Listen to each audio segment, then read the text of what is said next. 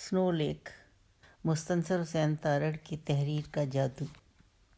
میں نے سنا ہے کہ اسکولے کی عورتوں کے بدن یاک کے دودھ کے ہیں اور چھونے سے ان کے بدن پر پہلے نیل پڑتے ہیں، پھر وہ پگھلتی ہیں۔ اس طرح کہ ان کے بدن اسکولے کے کھیتوں کو سیراب کرنے والی برفانی نالیوں میں بہہ جاتے ہیں، اور ان کے زیور اور خوشنما دھاگوں کی بلتی ٹوپیاں اور پاؤں کے پہناوے جو مارخور کے چمڑے اور بھیڑوں کی اون سے بنے ہوتے ہیں، اور اس اون پر ان پھولوں کے بھڑکیلے رنگوں کے دھاگوں سے کڑھائی کی جاتی ہے، اور ایسے پھول بوٹے ہوتے ہیں جو اسکولے کے کھیتوں میں ایسے سر اٹھاتے ہیں کہ برف کے سفید پس منظر میں وہ سرخ، گلابی اور پیلے دھبوں کی صورت میں نمایاں ہو کر الگ الگ دکھائی دیتے ہیں۔ تو جب ان کے بدن ہاتھ لگانے سے پگھل کر ان نالیوں میں بہتے ہیں تو صرف یہی زیور، ٹوپیاں اور پہناوے باقی رہ جاتے ہیں، اور ان کا بدن برفانی نالیوں میں بہہ جاتا ہے، اور ان پانیوں کا رنگ بھی دودھیا ہو جاتا ہے۔ میں نے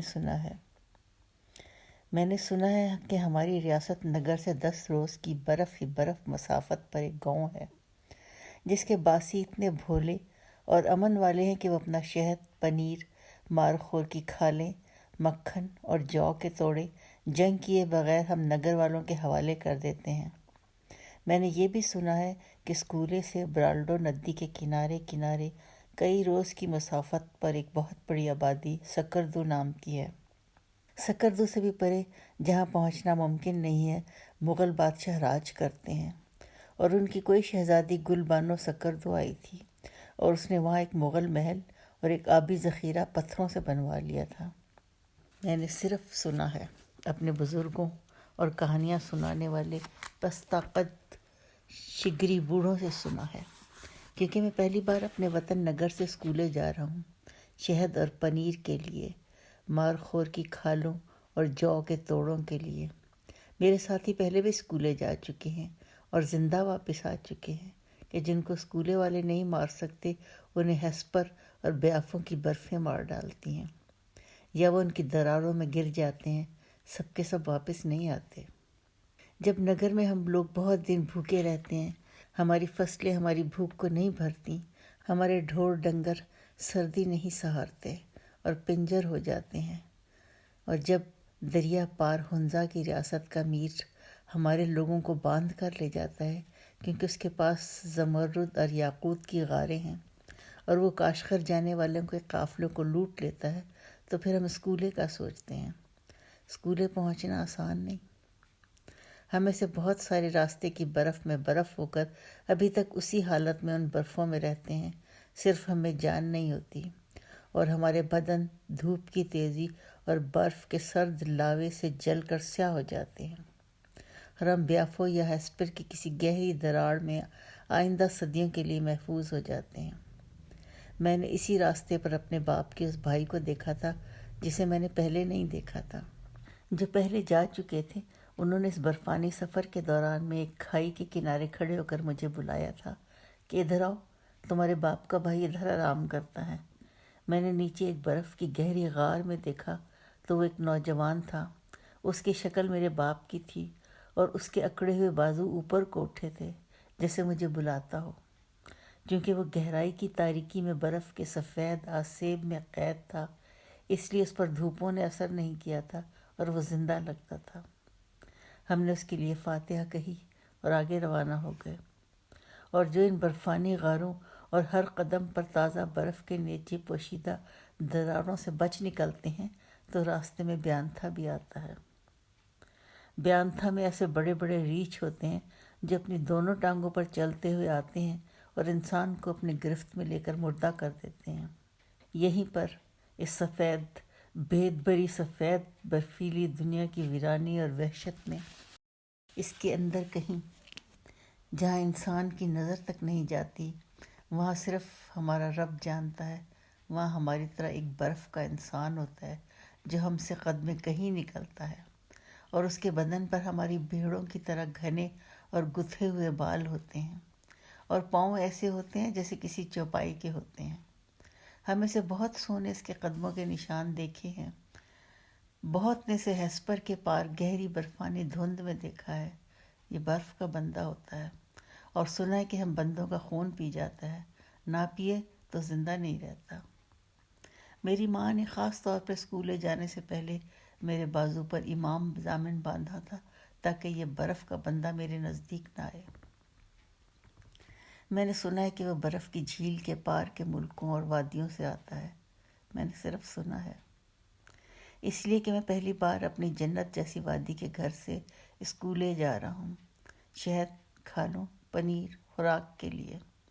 اگرچہ میرے ساتھی یہی سمجھتے ہیں کہ میں شہد کھا لوں اور پنیر اور خوراک کے لیے جا رہا ہوں، اور وہ غلط سمجھتے ہیں۔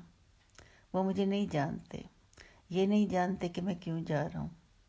جب اسکول جہاں میں سب سے زیادہ برف کی دنیاؤں میں سے بھوک کے مارے مار خور نگر میں اترتے ہیں تو وہ میرے ساتھی صرف انہیں ہلاک کر کے کھا جانے کا سوچتے ہیں، اور میں ان کے سینگوں کے پیچ و خم میں کھو جاتا ہوں۔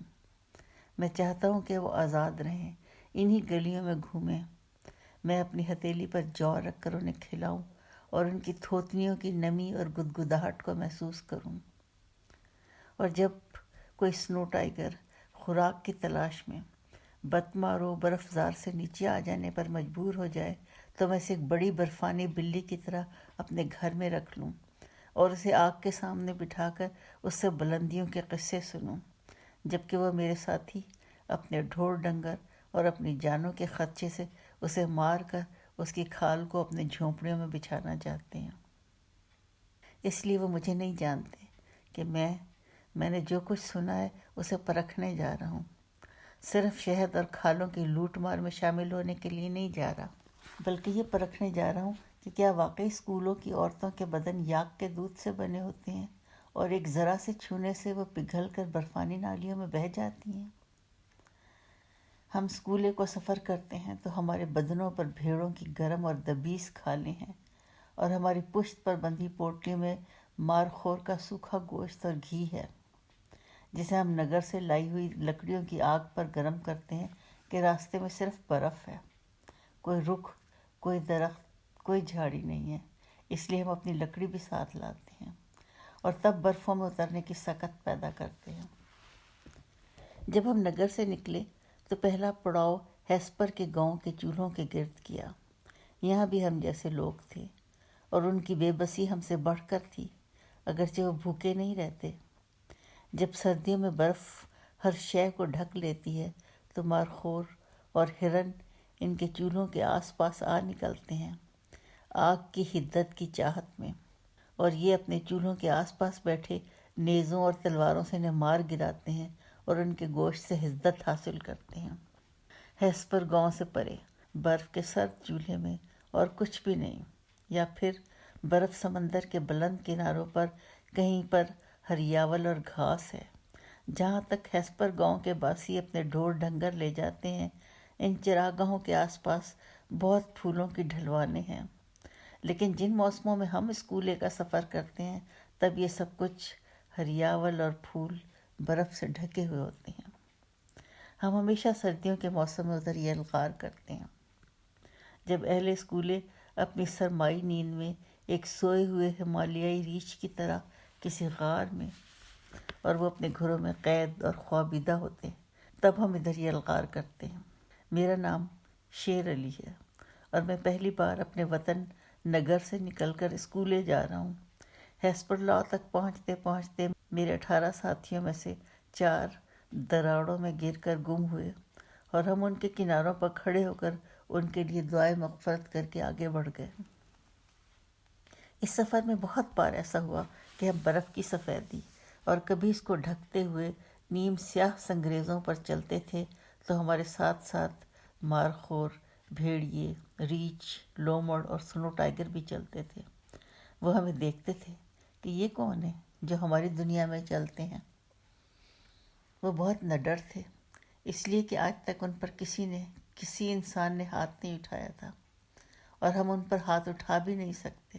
ہم انہیں اپنا دشمن نہیں بنانا چاہتے تھے، صرف گزر جانا چاہتے تھے، اور یوں بھی ہماری پشت پر بہت گوشت اور بہت گھی تھا۔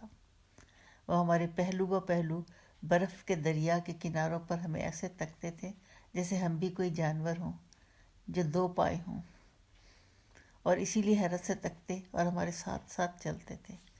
وہ ہمیں سلگتی آنکھوں سے بے خوف دیکھتے تھے۔ ان میں ایسے مارخور تھے جن کے سینگوں کی بناوٹ اور سجاوٹ ان دیکھی تھی۔ ایسے ریچھ تھے جو نگر گاؤں کے بڑے سے بڑے پتھر سے بھی بڑے تھے۔ بھیڑیے ایسے تھے کہ ان کی آنکھوں میں چراغ جلتے تھے، ان کی کھال رات کی تاریکی میں بھی چمکتی تھی۔ یہ سب کے سب جانور ہم سے ہماری زبان میں باتیں کرتے تھے۔ یہاں انسان اور جانور میں کوئی فرق نہ تھا۔ وہ ہم سے پوچھتے تھے تم کہاں جا رہے ہو، اور ہم پاگلوں کی طرح شور میں جاتے تھے کہ ہم اسکولے جا رہے ہیں۔ اور وہاں صرف جانور نہ تھے، پرندے بھی تھے جو ہمارے سروں پر اپنی لمبی دموں کے ساتھ اڑان کرتے تھے۔ جب برف کی لشک ہماری آنکھوں کو چندھیاتی تھی تو وہ ہم پر سایہ کرتے تھے۔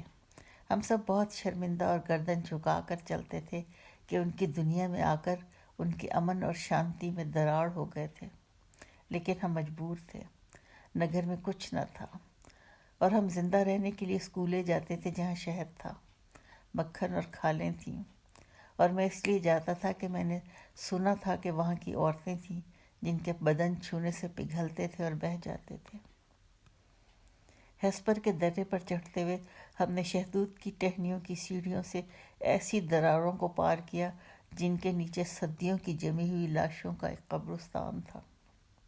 ہیسپر لاک کی چوٹی پر ایک ایسی خاموشی تھی کہ ہم سب اپنے اپنے گھروں کے چولہوں کے گرد بیٹھی ہوئی ماؤں کے لیے اداس ہوئے اور رونے لگے، اور ہمارے آنسو ہمارے رخساروں تک آتے آتے سرد شیشہ ہوتے گئے۔ ہیسپر لاک کی بلندی پر ہم سانس لیتے تھے تو وہ ایک سفید پھوار کی صورت ہمارے چہروں پر گرتا تھا۔ بھیڑیوں کی سفید کھالوں میں جب ہم نے اس چوٹی پر شب گزاری تو سردی کی برداشت ہم سے باہر ہوئی اور ہم ساری رات غراتے رہے۔ ہیسپر لاک کے پار برف کی جھیل تھی، ایک ایسی جھیل جس میں پانی نہیں، برف کی لہریں منجمد تھیں۔ اس کی لمبائی چوڑائی ایک پہاڑی ریاست کے برابر ہوگی۔ اس کے دوسرے کناروں پر ان گنت برفیلی بلندیاں اس کی نگہبانی کرتی تھیں۔ نگر میں ہم سمجھتے تھے کہ برف کی جھیل ایک وہم، ایک خیال ہے، اور جو وہاں تک ہو آتے تھے وہ ہمیں سمجھاتے تھے کہ نہیں، ہم اسے دیکھ کر آئے ہیں اور وہ ہے۔ اب میں اسے دیکھ رہا تھا اور وہ ہے نہیں، میں ابھی اسے دیکھ نہیں رہا تھا۔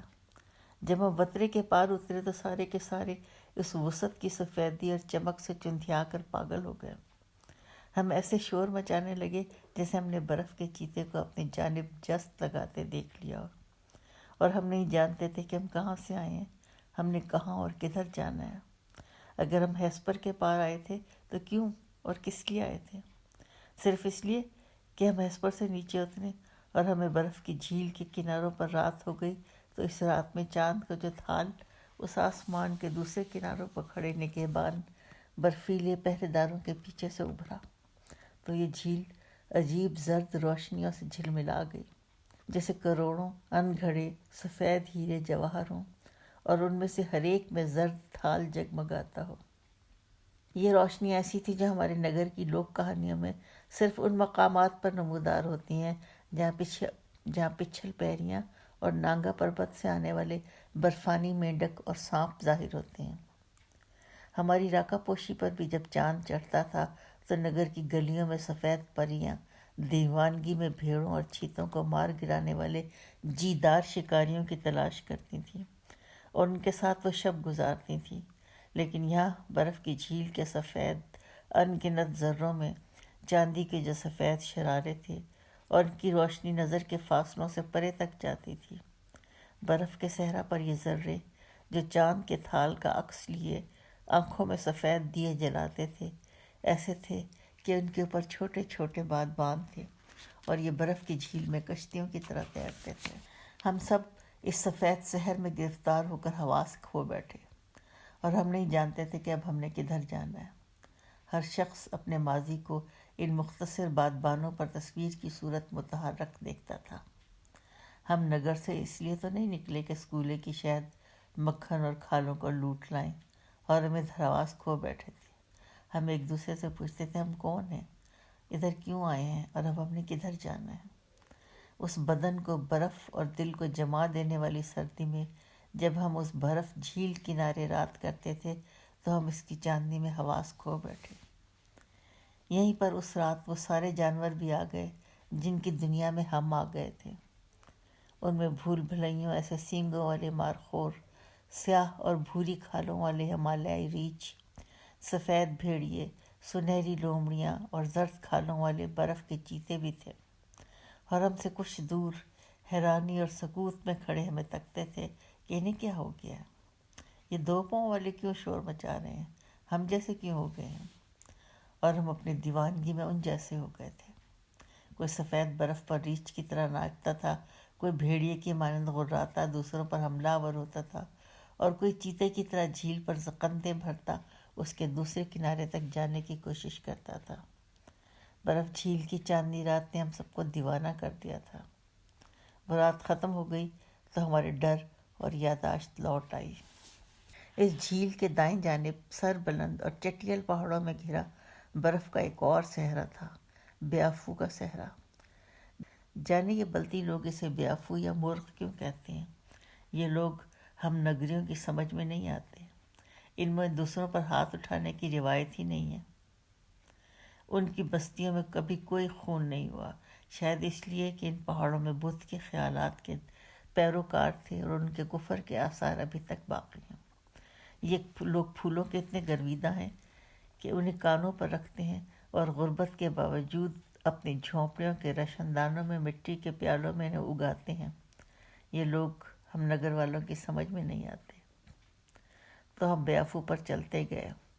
یہ برف کا ایک ایسا میدان تھا جس کا انت دکھائی نہ دیتا تھا۔ اس میں ہیسپر کی نسبت دراڑیں اور موت بلاوے ذرا کم تھے۔ یہ بھی کئی دن کی مسافت تھی۔ ہم نے ایک شب بیافو کے اوپر ایک بلند چراگاہ میں قیام کیا جسے مانگو کہتے ہیں، اور وہاں اسکولے کے لوگ اپنے یاک چرانے کے لیے آئے ہوئے تھے۔ ہم نے اپنے آپ کو مانگو کی غاروں میں پوشیدہ رکھا اور اس جھیل کا رخ نہ کیا جس کے کناروں پر ان گدڑیوں کے جھونپڑے تھے، ورنہ اپنی بستی کو خیر بات کہہ دیتے کہ ہم آ رہے ہیں۔ تب ایک شام جب ہم نڈھال ہو چکے تھے اور ہمیں اپنی کھالوں میں پسینہ آ رہا تھا تو ہم اس برف صحرا سے پرے ایک ندی کی لکیر کو دیکھتے تھے، اور یہ ندی برف کے ایک اور صحرا بالتورو سے آ رہی تھی۔ ہم ادھر کبھی نہیں گئے تھے۔ وہاں نہ شہد تھا نہ کھالیں، صرف ایک جگوری نامی پہاڑ تھا، اور اس کی نزدیکی میں کوئی درہ تھا جس میں سے ملک چین اور تبت کے لوگ اترتے تھے۔ ہمارا نگر بھی حسن کی بے مثالی میں کم نہ تھا، لیکن اسکولے تھا۔ اس پر چھائی ہوئی دھند ہم سے جدا تھی۔ برالڈو ندی کے اوپر چٹانوں کے دامن میں ایسے گلابی کھیت تھے جن کی مثال ممکن نہ تھی۔ چٹانوں کے نیچے ایک ایسی بستی تھی جس میں شہتوت کی شاخوں اور پتھروں سے بنے ہوئے آنکھوں میں اترنے والے جیسے ان پر دھند اترتی تھی جھونپڑے تھے۔ درخت اور ندیاں تھیں جو اس کے کھیتوں کو سیراب کرتی ہوئی برالڈو ندی میں اترتی تھیں، اور امن تھا، اور ہم اس امن کو برباد کرنے کے لیے جا رہے تھے۔ میرا جینا چاہا کہ میں اس امن کو برباد کرنے کے لیے اس بستی کے اندر جاؤں، لیکن میں اتنی طویل برفانی مسافت کے بعد انکاری نہیں ہو سکتا تھا۔ میں اپنے ساتھیوں سمیت برف موت کی ٹھنڈکوں کو جھیل کر اور برف کی جھیل کے پاگل پن کے بعد یہاں تک پہنچا تو میں کیسے انکاری ہو سکتا تھا۔ ہم دبے پاؤں اسکولے کے پہلے کھیت میں اس کی فصل اور پھولوں کو رونتے جب اس کی چوٹیوں میں داخل ہوئے تو وہاں خاموشی تھی، نہ چرند نہ پرند نہ کوئی ہم جیسا۔ وہ جانتے تھے کہ ہم آ رہے ہیں۔ ان کے چرواہوں نے یاک چراتے ہوئے مانگو اور نملا سے نکلتے دیکھ لیا تھا۔ ان کے کسی شکاری نے جو بیافو کے کنارے کسی بلند چٹان کی غار میں مارخور کے انتظار میں تھا، اس نے ہمیں نیچے برف پر رینگتے دیکھ لیا اور خبر کر دی تھی کہ وہ آ رہے ہیں۔ اس کے باوجود وہ مقابلے کے لیے نہیں نکلے تھے۔ وہ نصیب کے آگے سر جھکا دینے والے لوگ تھے۔ میرے ساتھی ان کے پتھریلے اور سیاہ گھروں اور دل فریب لکڑی کے ستونوں والی گل بوٹوں کی کڑھائی والی کھڑکیوں کے اندر تک چلے گئے اور ان نعمتوں کو جمع کرنے لگے جو نگر میں ایک خواب، ایک خیال تھیں۔ انہوں نے ہماری اطلاع کے باوجود انہیں گھروں سے نکال کر غاروں میں چھپایا نہیں تھا کہ وہ نصیب کے آگے سر جھکا دینے والے لوگ تھے۔ میں تنہا تھا جو شہد اور کھالیں جمع نہیں کرتا تھا اور اسکولے کی گلیوں میں چلتا تھا اپنی بھیڑیے کی کھال کی گرمی میں اور جوانی کی حدت میں جو بہت آزار دیتی تھی۔ تب میں نے اسکولے کی ایک گلی میں ایک ایسے شخص کو دیکھا جس کے بال بیافوں کی برفوں کی طرح سفید ہو رہے تھے۔ عمر اس پر حاوی ہو رہی تھی۔ وہ اس بستی کا نہ تھا، کہیں دور سے آیا تھا۔ میں اس کے لباس کو سمجھ نہ سکتا تھا۔ عجیب اجنبی پہناوے کا شخص تھا۔ اس کے بدن پر ملک چین سے آنے والے کسی سرخ رنگ کا پہناوا تھا۔ اس کے پاؤں میں مارخور کے چمڑے سے بنے ہوئے جوتے نہ تھے اور اس کے کندھوں پر ایک نیلے رنگ کا تھیلا تھا اور اس پر ایک خیمہ بندھا ہوا تھا۔ اور جو شے بہت یقین کرنے والی نہ تھی وہ اس کی شکل تھی۔ آج سے کئی برس بعد اگر میرے بال بھی سفید ہوتے اور میرے چہرے پر بھی جھریاں نمودار ہوتیں تو میں اس جیسا ہوتا۔ وہ برسوں کی مسافت کی جدائی کے باوجود میری شکل کا تھا۔ وہ کون تھا؟ جب ہم آمنے سامنے ہوئے تو ہم دونوں ایک دوسرے کو پہچان کر ٹھٹک کر کھڑے ہو گئے۔ میں ڈرا کہیں وہ مجھ پر وار نہ کر دے اور چوکنا ہو گیا۔ کدھر سے آئے ہو؟ اس نے صرف اتنا کہا۔ برف کی جھیل کے پار، ہیسپر کے برفوں کے اختتام پر جو وادی ہے نگر، ادھر سے۔ تم کہاں سے آئے ہو؟ میں تو بہت دور سے آیا ہوں اور ادھر جا رہا ہوں جدھر سے تم آئے ہو۔ تم اسکولے کا شہد، مکھن، پنیر اور کھالیں حاصل کرنے کے لیے نہیں آئے؟ بھلا کوئی بھی شخص کہیں دور اسکولے کیوں آئے گا؟ نہیں، میں برف کی جھیل تک جانا چاہتا ہوں اور پھر تمہارے نگر کے جھونپڑوں تک پہنچنا چاہتا ہوں۔ تم برف کی جھیل پر پاگل ہو جاؤ گے، حواس کھو بیٹھو گے، ادھر مت جاؤ۔ اس کی آنکھوں میں ایک سرخ وحشت تھی جو میں نے صرف عمر رسیدہ بھیڑیوں کی آنکھوں میں دیکھی تھی۔ میں اس شے کو کیسے کھو سکتا ہوں جو کبھی میرے پاس تھی ہی نہیں؟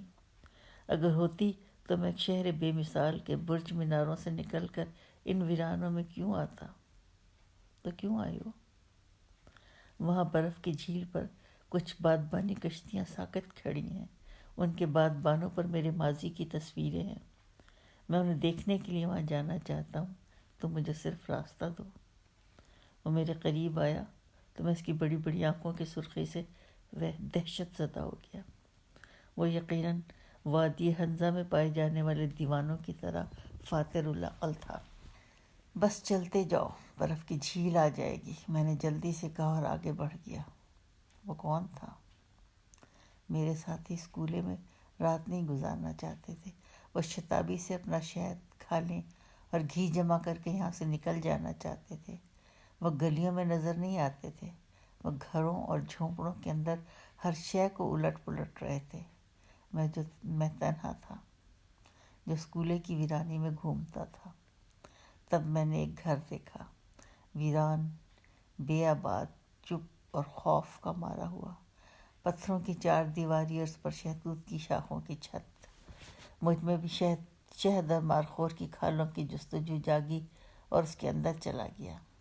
اندر تاریکی تھی۔ تاریکی میں ایک چوکور روشن دان تھا جو چھت میں روشن ہوتا تھا۔ روشنی سورج کی بہت کم اندر آتی تھی۔ ایک اور چوکور سوراخ اس گھر کے فرش میں تھا اور اس کے نیچے ایک سیڑھی اترتی تھی۔ نامعلوم اندھیرے کی تہہ میں ایک سیڑھی جاتی تھی۔ میں اتر گیا۔ نیچے قبر کی تاریکی تھی۔ ایک گہری دراڑ کے اندر کی اتھاہ گہرائی میں ایک سرد اندھیرا تھا۔ میرا خیال تھا اس تہہ خانے میں شہد ہوگا، کھالیں ہوں گی، گھی اور پنیر ہوگا، لیکن وہاں کسی ایسی آگ کا جو بہت بجھ چکی تھی، بہت دھواں تھا جو سیاہی کو سفید کرتا تھا اور میری آنکھیں اس کی چبھن سے جلنے لگیں۔ شہد کہاں ہے؟ میں ایک اندھے گداگر کی طرح ہاتھ پھیلائے ٹٹولتا ہوا آگے ہوا اور پھر میرا ہاتھ جیسے اس آگ سے چھو گیا جو نگر کے چرواہے برف باری کے دوران کسی چٹان کی اوٹ میں جلا کر اس پر اپنے ہاتھ سینکتے ہیں، جیسے ہم آگ میں پتھر گرم کر کے ان پر اپنے ہاتھ رکھ کر رات گزارتے ہیں اور ان میں سے کوئی ایک پتھر اتنا گرم ہوتا ہے کہ وہ انگلیوں کو جلا ڈالتا ہے۔ ایسے کوئی دہکتا پتھر تھا۔ اس تہہ خانے کی تاریکی میں جو دہکتا پتھر میں نے چھو لیا، وہ ایک وجود تھا، کہ اس کی رگیں میری انگلیوں کے پپوٹوں میں دھڑک کر انہیں جلاتی۔ اب اس کا وجود دکھائی دینے لگا۔ نگری حملے سے ڈری ہوئی ایک کونے میں دبکی ہوئی وہ دکھائی دیتی تھی۔ اس کے پہناوے میں سرخی بہت تھی، اس کے اونی لبادے میں، ٹوپی میں، اور اس کے چہرے پر بھی سرخی بہت تھی۔ میں نے سنا